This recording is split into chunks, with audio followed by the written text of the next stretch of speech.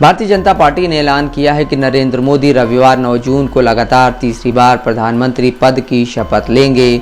BJP सरकार बनाने को लेकर हर प्रकार के संदेह को शांत कर देना चाह रही है, लेकिन स्थिति उतनी स्थिर है नहीं जितनी दिखाई जा रही है। मीडिया रिपोर्टों में बताया जा रहा है कि सबसे पहले तो मोदी को शपथ शनिवार को ही लेनी थी, लेकिन कई कारणों की वजह से इसे एक दिन टालना पड़ा। पहला, बीजेपी के संसदीय बोर्ड की बैठक अभी तक नहीं हुई है, जो सरकार बनाने की प्रक्रिया के रास्ते में एक आवश्यक औपचारिकता है। लेकिन यह बैठक क्यों नहीं हुई है, यह अभी तक स्पष्ट नहीं हो पाया है। दूसरा, एनडीए के घटक दलों के साथ सरकार की रूपरेखा भी अभी तक तय नहीं हो पाई है।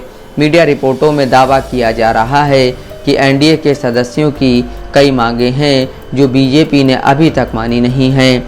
जैसे दावा किया जा रहा है कि नीतीश कुमार की जेडीयू और चंद्रबाबू नायडू की टीडीपी दोनों ही पार्टियां लोकसभा में स्पीकर का पद अपने पास रखने की इच्छुक हैं।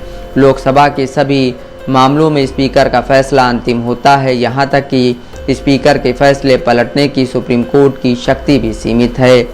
1998 में तत्कालीन प्रधानमंत्री अटल बिहारी वाजपेयी के नेतृत्व में जब एनडीए सरकार बनी थी, तब टीडीपी ने सरकार को बाहर से समर्थन दिया था और बदले में स्पीकर का पद हासिल कर लिया था। टीडीपी के जीएमसी बालयोगी को स्पीकर बनाया गया था। फिर जब वाजपेयी सरकार एक वोट से विश्वास मत हार गई थी, तो माना जाता है कि उसमें स्पीकर बालयोगी की महत्वपूर्ण भूमिका थी। इसके अलावा इस बार एनडीए गठबंधन की सदस्य पार्टियों में से किसको कौन सा मंत्रालय मिलेगा, ये भी अभी तय नहीं हुआ है। कुछ रिपोर्टों में दावा किया जा रहा है कि कुछ दल रेल मंत्रालय के अलावा गृह और वित्त मंत्रालय भी मांग रहे हैं। ये दोनों मंत्रालय रक्षा और विदेश मंत्रालय के साथ वो 4 चोटी के मंत्रालय हैं जिनके मंत्री cabinet committee on security CCS का हिस्सा होते हैं। यह एक शक्तिशाली समिति होती है जिसके सदस्य मिलकर सरकार के बड़े फैसले लेते हैं।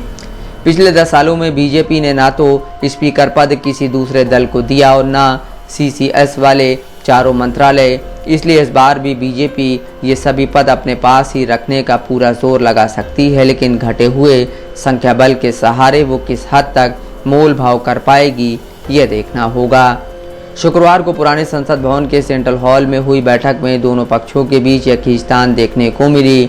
वैसे तो बैठक में औपचारिक रूप से मोदी को एनडीए के संसदीय ब्लॉक का नेता घोषित किया गया और प्रधानमंत्री पद के लिए उनके नाम का अनुमोदन भी किया गया, लेकिन एक दूसरे पर दबाव बनाने के बीजेपी और अन्य दलों की कोशिशें भी नजर आईं। बैठक एनडीए की थी और सभी दलों के नेता मोदी की बगल में बैठे सभी का भाषण सुन रहे थे। तभी बीजेपी के ज़्यादातर मंत्री और सांसद मोदी मोदी मोदी के नारे लगाने लगे। फिर जब चंद्रबाबू नायडू के बोलने की बारी आई तो पहले तो उन्होंने एनडीए की जीत को सबकी जीत बताया।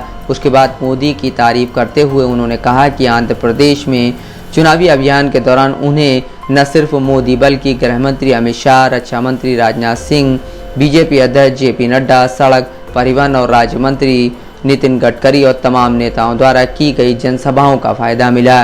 नायडू ने राष्ट्रहित और राज्यों की आकांक्षाओं के बीच संतुलन बनाने की ज़रूरत पर और समाज के हर तबके के समग्र विकास की ज़रूरत पर भी जोर दिया। इसके विपरीत नीतीश कुमार ने मोदी की जमकर तारीफ की, उनके पैर छूने की कोशिश की और कहा कि वो तो चाहते थे कि मोदी आज ही शपथ ले लें। अब देखना यह है कि मंत्रालयों के आवंटन की घोषणा कब होती है। Bureau report, Dastak live news.